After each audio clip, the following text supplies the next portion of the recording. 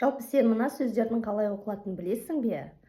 Бұлар барлығы бірдей дыбысталады. Ендеше жеке-жеке тоқталайық. Яғни, егер бізде AI немесе AY дыбыстар тұратын болса, олар бізде екеуі де A деп оқылады. Айырмашылығы неде? AI бізде сөздің ортасында тұрады. Мысалы алатын болсақ, braid, mail, train, яғни байқап отырсаңыздар, AI сөздің ортасында тұр. Келесі ол бізде A мен Y, яғни AY ол бізде сөздің соңында тұрады, және ол да A деп оқылады. Tray, clay, play, pay, hey, және тағы да басқалар.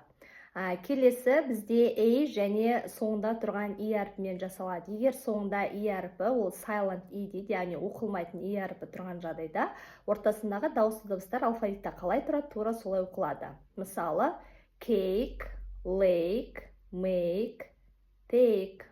Біліп жүріңіздер.